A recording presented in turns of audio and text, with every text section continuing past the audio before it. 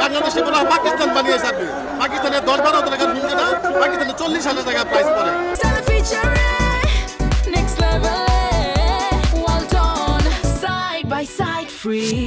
Mobile নিয়েছেন থেকে দফা এক দাবি তৈয়বের পদত্যাগ। আমাদের প্রথম দাবি হচ্ছে বিনা অপরাধে আমাদের যে ব্যবসায়ী ভাইদেরকে গ্রেফতার করা হয়েছে তাদেরকে মুক্তি দিতে হবে।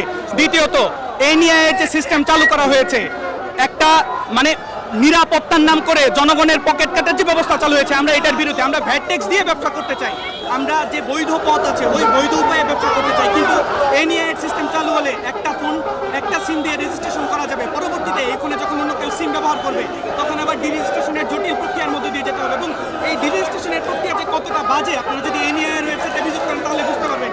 তাদের যে ব্যবস্থা এটা যদি বাস্তবায়ন হয়, আমাদের যে পুরাতন ফোন ব্যবসায়ী আছে 2 থেকে 2.5 লক্ষ দোকান আছে এবং 10 থেকে 12 লক্ষ মানুষ এই কর্মসংস্থানের সাথে জড়িত, তাদের কি হবে, তাদের কর্মসংস্থান কোথায় হবে আমরা সেটা সরকারের কাছে জানতে চাই। আমরা সবভাবে বৈধভাবে ভ্যাট ট্যাক্স দিয়ে ব্যবসা করতে চাই, কিন্তু এই যে জটিল প্রক্রিয়ার নামে মানুষকে হয়রানি করা হচ্ছে সেটার বিরুদ্ধে। একটা মানুষ যে দিনমজুর, শ্রমিক, কৃষক তারা তো নতুন ফোনই করতে পারবে না, কিন্তু যখন পুরাতন ফোন আমরা বিক্রি করি তখন সেই ফোনটা তারা অতি স্বল্প প্রাইসে ব্যবহার করতে পারে। আমাদের কাছে ফোন বিলাসিতা হতে পারে, এমন অনেক মানুষ আছে যাদের কাছে এটা খুবই গুরুত্বপূর্ণ জিনিস, তারা পড়ালেখার কাজে ব্যবহার করতে পারে, প্রযুক্তির সাথে যোগাযোগের প্রযুক্তির সাথে নিজেদেরকে সংশ্লিষ্ট রাখার জন্য ব্যবহার করতে পারে। কিন্তু ফোনের দাম এই আকাশ ছোঁয়া করে 43% ট্যাক্স সেট করে মানুষকে প্রযুক্তি থেকে বিলুপ্ত করার পক্ষে আমরা না। আমাদের দাবি এইটুকু। বাংলাদেশে বলা পাকিস্তান বানিয়ে ছাড়বে। পাকিস্তানের 10-12 টাকার ফোন কেনা পাকিস্তানে 40,000 টাকা প্রাইস পড়ে। এই নিয়ে সিস্টেম অন্যান্য বড় বড় কান্ট্রিতেও নাই। সুতরাং আমি এটাই বলতে চাই, এই নিয়ে বাস্তবায়ন হলে বাংলাদেশের মানুষের 1 টাকার লাভ হবে না।